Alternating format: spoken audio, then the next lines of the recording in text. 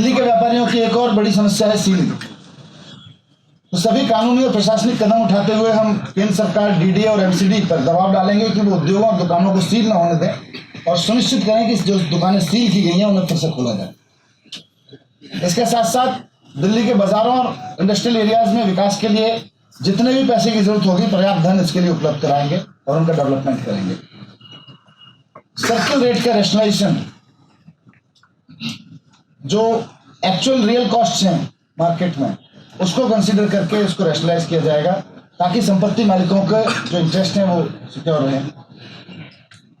पुराने वैट मामले हैं व्यापारियों के, अभी तो जीएसटी regime में आ गए हैं, लेकिन वैट के बहुत सारे मामले चल रहे हैं और उनमें उनकी हियरिंग होती रहती है, उनकी पैसे कई बार उनकी वजह से उनका पैसा फंसा हुआ है, कई बार सरकार का रेवेन्यू फंसा होता है।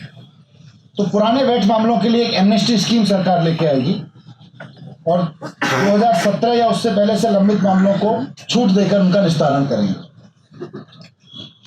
दिल्ली में इसको आधुनिक बनाने के लिए और इसके ट्रेड कल्चर को और मॉडर्नाइज बनाने के लिए, इसको प्रोग्रेसिव बनाने के लिए पायलट प्रोजेक्ट के तहत 24 घंटे के बाजार खोले जाएंगे, जहां दुकानें, रेस्तरां आदि 24 घंटे खुले रह सकते हैं, जिससे दिल्ली को 24 घंटे की मेहमान नवाजी वाला शहर बनाया जा सके और इससे पर्यटन में और अर्थव्यवस्था में भी योगदान मिले।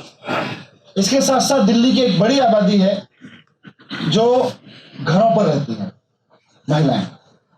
बहुत सारी महिलाएं एजुकेटेड हैं, बहुत सारी महिलाएं स्किल्ड हैं, उनके पास किसी ना किसी तरह का कोई क्षमता है जो वो काम कर सकती हैं, लेकिन सबसे बड़ी क्षमता, सबसे बड़ा योगदान वो अपने परिवार को चलाने में दे रही हैं, बच्चों को पढ़ाने में दे रही हैं, पर फिर भी अपने और प्रोफेशनल स्किल का इस्तेमाल वो करके अपने परिवार की आमदनी भी बढ़ा सकती हैं और दिल्ली की इकोनॉमी में भी योगदान कर सकती हैं।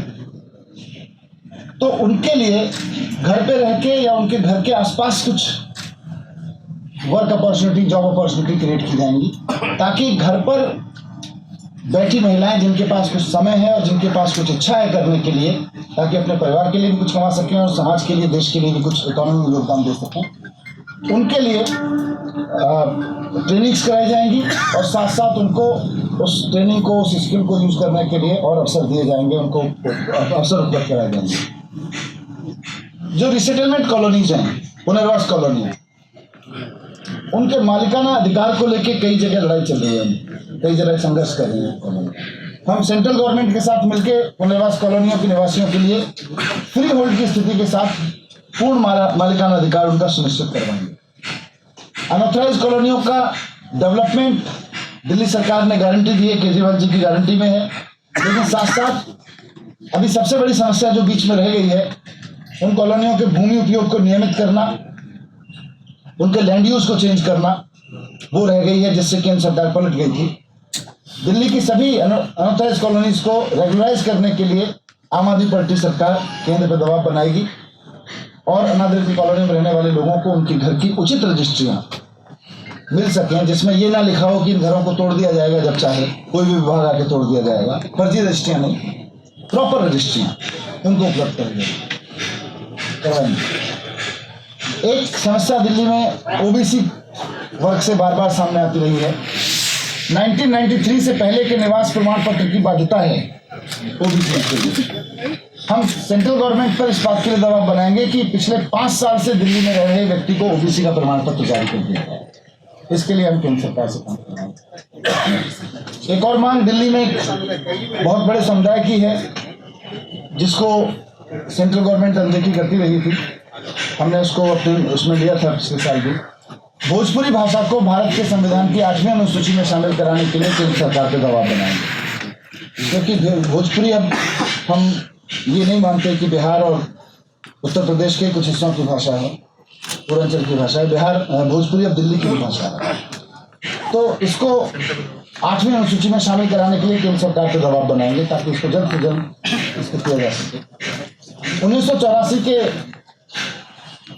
सिख विरोधी नरसंहार के जो पीड़ित थे, उनके लिए हम सुनिश्चित करेंगे कि उच्चतम न्यायालय द्वारा गठित जस्टिस ढींगरा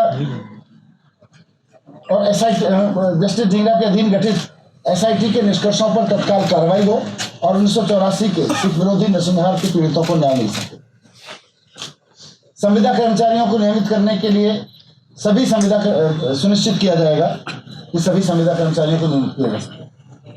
किसानों के हक में भूमि सुधार अधिनियम में संशोधन करेंगे ताकि अधिनियम की धारा 33 और 81 में संशोधन हो और किसान अपनी भूमि का उपयोग अपनी इच्छा के अनुसार कर सके। ये बहुत बड़ी बाधा है दिल्ली के किसानों को। फसल नुकसान पर किसानों का मुआवजा जारी रहेगा, जो 50,000 रुपये प्रति हेक्टेयर के हिसाब से केजरीवाल सरकार ने देना शुरू किया था। रेहड़ी पटरी संचालकों को कानूनी संरक्षण दिया जाएगा और 6 महीने के भीतर वेंडिंग प्रमाण पत्र जारी किए जाएंगे। और एमसीडी और दिल्ली पुलिस के हाथों जो उनका उत्पीड़न होता है उसको रोकने के लिए अंतर्राष्ट्रीय गुणवत्ता वाले कियोस्क स्थापित किए जाएंगे। और लास्ट में 28वां है, सामाजिक, राजनीतिक और नैतिक अधिकारों का उपयोग करते हुए संवैधानिक ढांचे के भीतर दिल्ली को पूर्ण राज्य दिलाने के लिए आम आदमी पार्टी की सरकार जोर देती रहेगी, उस पर काम करती रहेगी। आम आदमी पार्टी की सरकार ने दिल्ली राज्य विधेयक 2016 का जो ड्राफ्ट था उसमें पूर्ण राज्य को परिभाषित किया है।